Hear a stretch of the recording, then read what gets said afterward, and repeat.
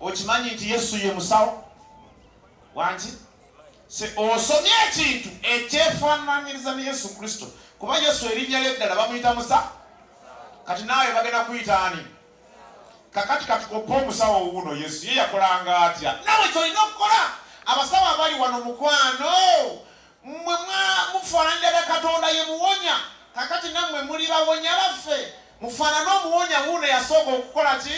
okuwonya Yesu ye yagamba atya yagamba nti agambye atya wano agambye ku Nyola 10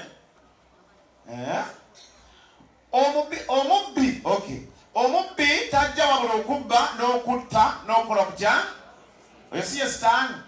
si ze ndwadde si ge manya agaluma si ye ani yoyo eyo si ye ebigalange oyo si ye pressure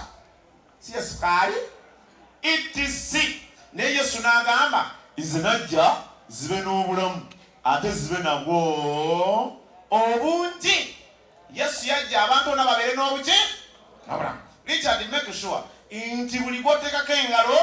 omuwa obulamu awulira obulamu buli akusinkana afuna obulamu faayo okulaba buli muntu yenna nga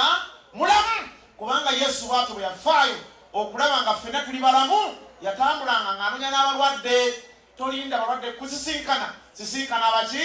abalwadde nkiddamu omusawo asisinkana abalwadde so si mulwadde kusinkana musawo kati Uganda ekirimu abantu bagenda kusinkana basawo naye basanga nga tebaliyo kubanga lwaki leero wimenizidde naku lwabakya n'olwekyo tetuliiwo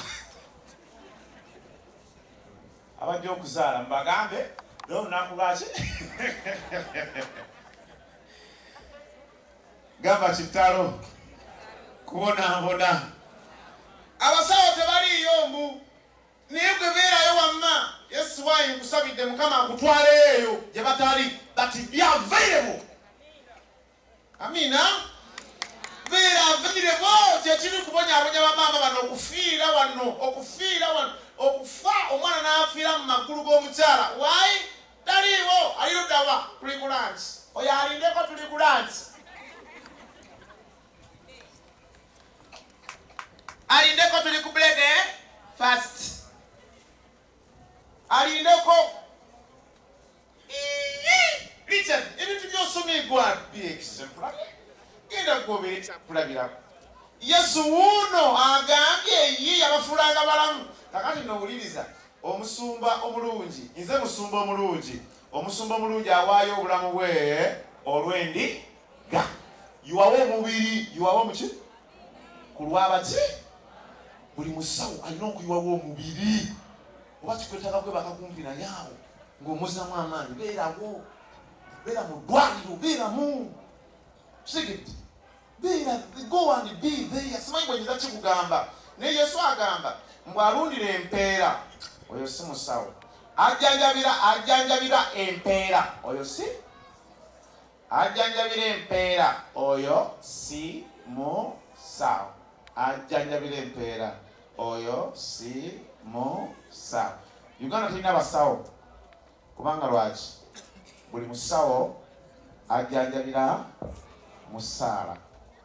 kati akubuuza oli mulwadde ozena meka banage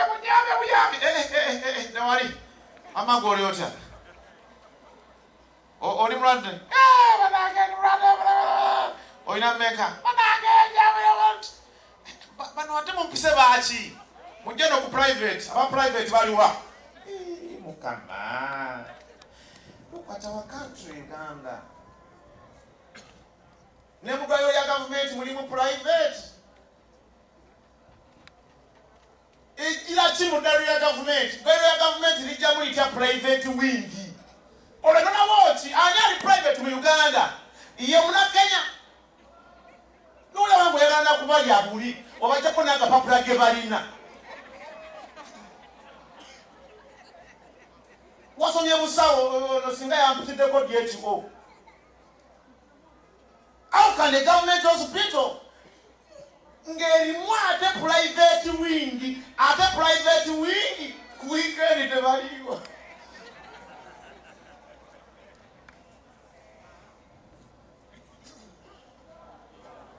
Private wing emitwalaga abiri to see a doctor netaliwo on weekend it's not there. Choka is a private wing. Moreover, I don't know msala kufawa. Gamba fire.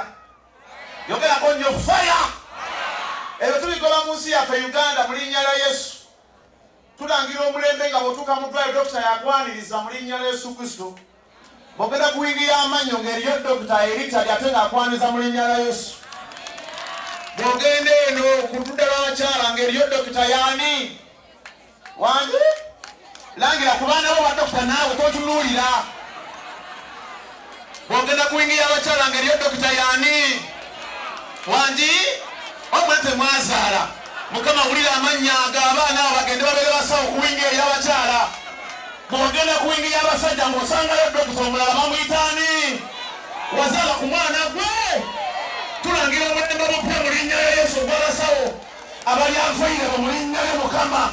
Ngane tulangira omulembe omupya ogw'abasawo abali anfaire bo bano bafulemu abasawo. Fula omwana w'omusajja n'omusawo, fula omwana w'omukazi omusawo, wa amagezi abaana bano wabali mu topu abali mu baby class babere basawo in the future mu linnya lya Yesu Kristo Mukama waffe. Obusungu bunatera kunzita